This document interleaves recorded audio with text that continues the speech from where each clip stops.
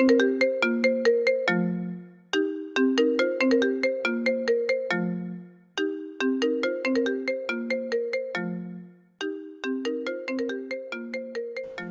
I think of Steve Jobs, I typically think of him as a technology tycoon, someone that you look up to if you work from anywhere with phones to computers to anything completely more advanced.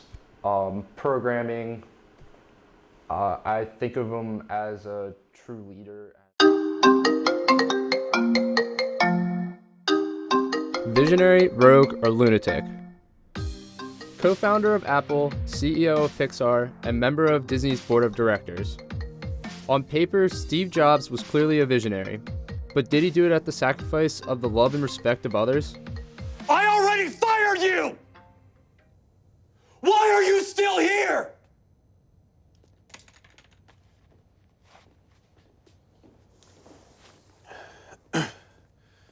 Steve, he was our best programmer in the division. He's the best programmer that doesn't care about our vision. Steve was born on February 24th, 1955 in San Francisco, California.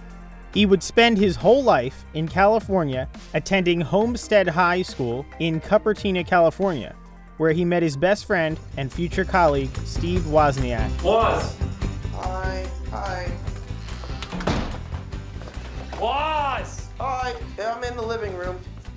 Hey, good news. Huh. Let me guess, your bosses like the video game. They loved it. $350. That's not bad. Not bad. It's great. What are you working on? When Wozniak went to Berkeley, Jobs attended Reed College in Portland, Oregon. He would then drop out due to his parents' inability to afford school. However, he would continue to attend by auditing classes. If I had never dropped out, I would have never dropped in on that calligraphy class, and personal computers might not have the wonderful typography that they do. Of course, it was impossible to connect the dots looking forward when I was in college, but it was very, very clear looking backwards 10 years later. From the time Steve Jobs dropped out of college to creating Apple, Jobs spent his time living with his girlfriend and working for Atari in 1974. Here, Jobs and Wozniak created the Blue Box to show them that Apple could exist.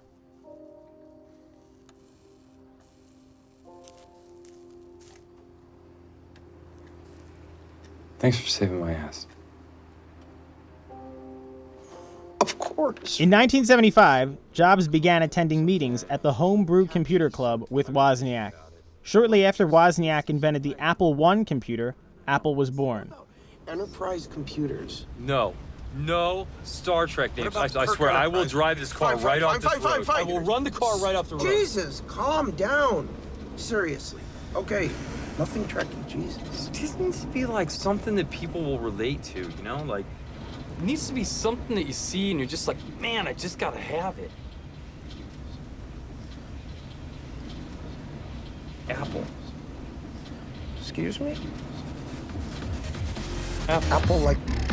They set up shop in Steve's garage in Los Altos, California. From here, Apple started to grow, releasing the Apple II at the West Coast Computer Fair. Apple set up office in Cupertino, California. Here, Jobs' position grew, but his personal relationships started to strain. Right on the dawn of the release of the Macintosh and famous 1984 commercial, tensions were getting high. In 1985, Jobs was let go from Apple. Worst enemy. The board is unanimous. Steve will no longer be involved in this company. But decided to start his own company called Next. The company would evolve into a software and development company that Apple acquired in 1997. In 1986, Jobs funded the creation of the graphics group. By 1995, they would release their first film, Toy Story, under the name Pixar. When Apple bought out Next, Jobs was reappointed to chief executive of the company. This may have been the best outcome for both Jobs and the Apple Corporation. The software Steve Jobs created at Next evolved into the iOS X we now know so well. Soon after, the iPod was created, revolutionizing how we listen to music. Remarkable job. And let me show you. This is what iPod looks from the side. Again, about 3/4 of an inch thick. I'm going to show you the back first because I'm in love with it. It's stainless steel. It's really, really durable. It's beautiful. And this is what the front of it looks like. Boom. That's iPod. I happen to have one right here in my pocket, matter of fact. There it is, right there.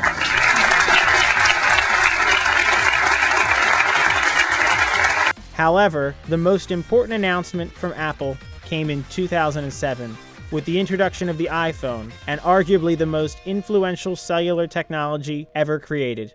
As Apple grew, in the new millennium, Jobs' health began to decline. The beginning of the end for Steve Jobs came in October 2003, when he was diagnosed with pancreatic cancer, which he battled for the rest of his life. His health became a major concern of Apple's and the general public as he grew sicker.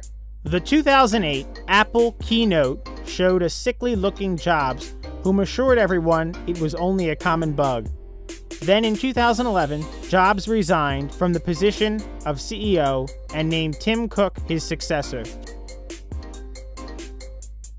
Jobs passed in his Palo Alto home on October 3, 2011. Ever since the creation of Apple, Jobs has been a well-known visionary throughout the world.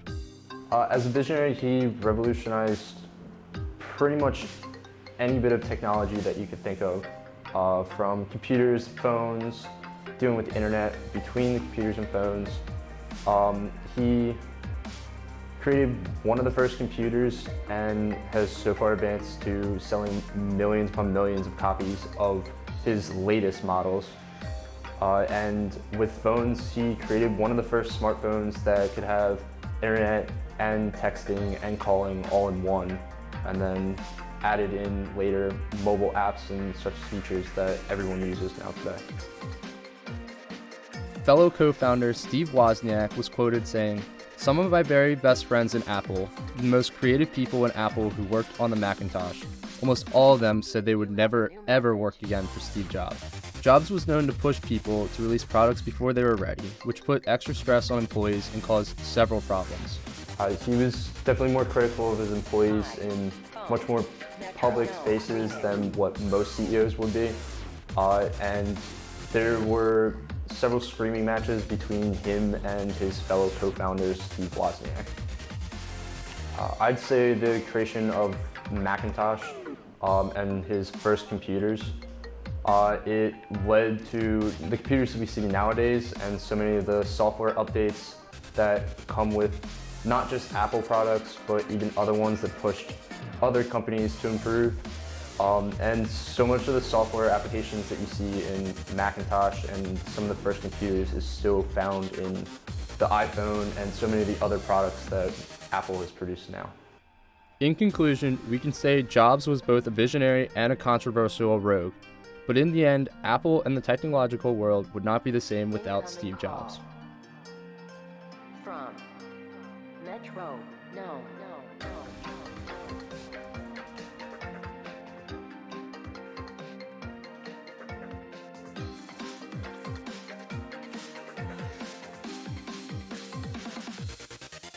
Drop it.